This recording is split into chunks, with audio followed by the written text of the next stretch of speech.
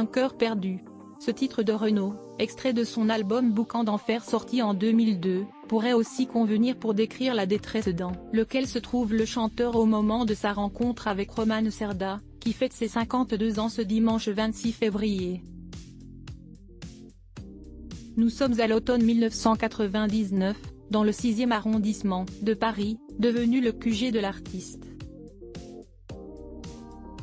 Ce dernier regoute depuis peu au célibat.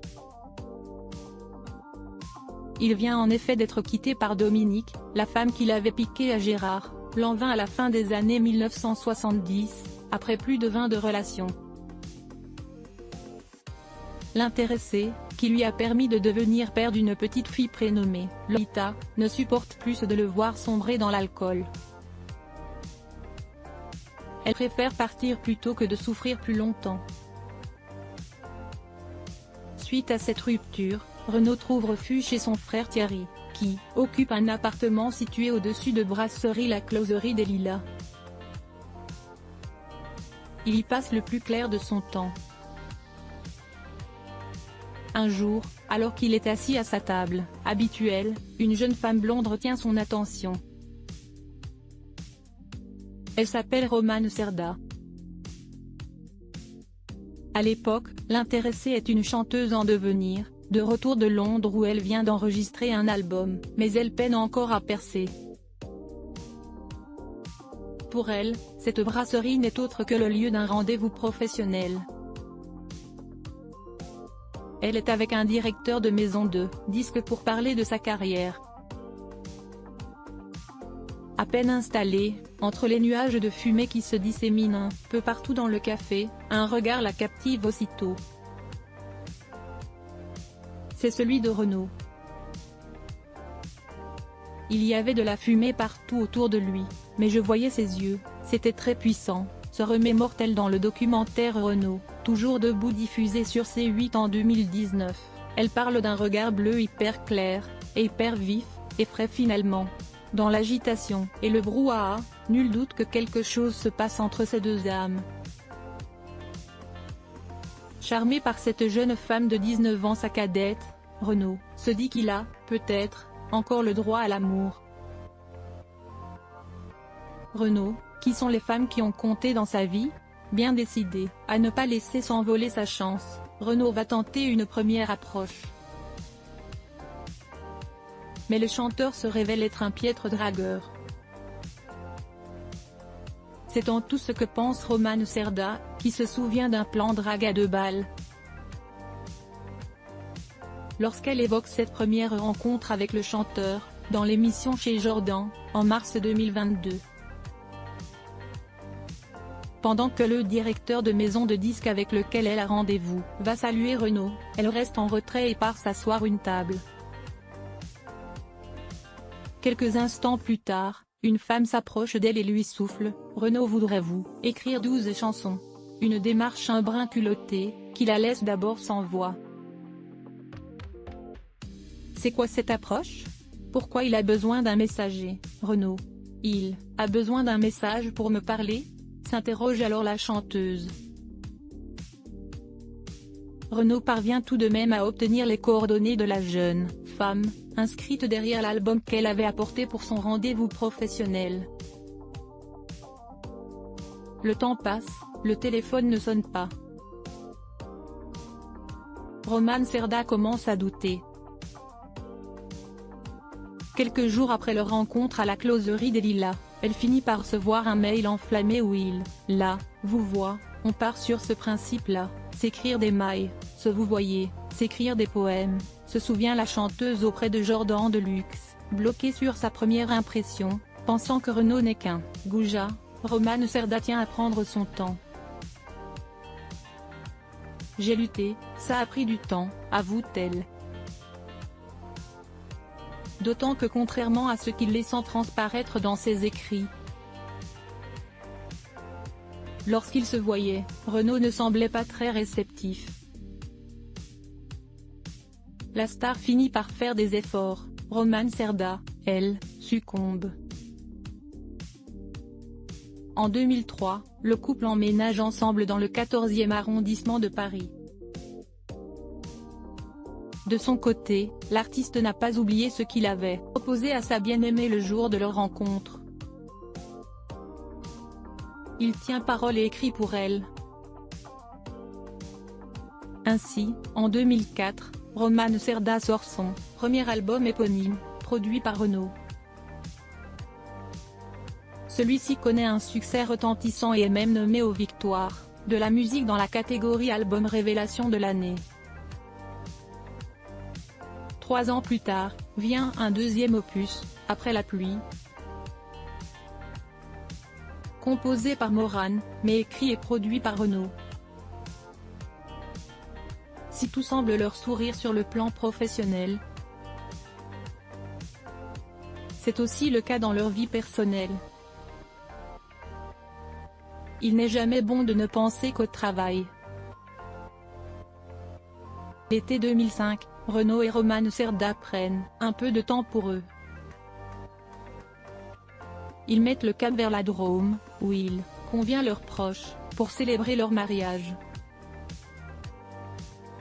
Le couple se dit oui à la mairie de Châteauneuf-de-Bordette, où la mariée a passé son enfance et où sa famille vivait encore à l'époque. C'était un mariage intime qui a réuni une centaine de personnes. Il n'y avait pas tout le Gotha, raconte un habitant du village à nos confrères du Parisien. Après le mariage civil, une cérémonie religieuse a lieu à l'église romane du village, selon le culte protestant, précise Lobes. Après l'échange des vœux, place à la fête. Parmi les invités présents aux festivités, on peut apercevoir des chanteurs comme Hugo Frey,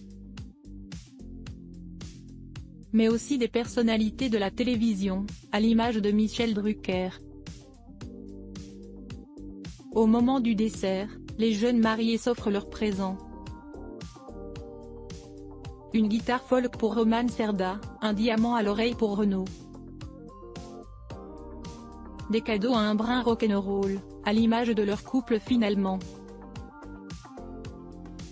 Désormais, une question est sur toutes les lèvres, Renaud va-t-il donner un petit frère ou une petite sœur à Lolita?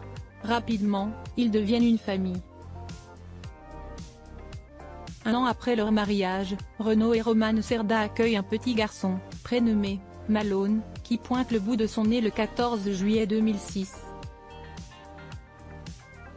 Un torrent d'amour pour le chanteur et son épouse. Dans une interview accordée à Voici en 2020, à l'occasion de la parution de son autobiographie À la vie à l'amour, édition HarperCollins, Roman Cerda explique que la maternité l'a assagi. « Mon fils, c'est ma plus belle rencontre », confie-t-elle avec tendresse. S'il n'est pas réputé pour être démonstratif, Renaud, lui aussi, est comblé par cette naissance. Plus tard, il tentera de transmettre à son fils son amour pour la musique. Les années passent et leur couple commence à battre de l'aile. Renaud est vite rattrapé par ses vieux démons. Par amour, Roman Cerda patiente, serre les dents, mais la situation devient de plus en plus invivable. Sous l'emprise de l'alcool, le chanteur a des sautes d'humeur. Sur le moment, il ne se rend pas compte que ses paroles, autant que son comportement, blessent sa femme.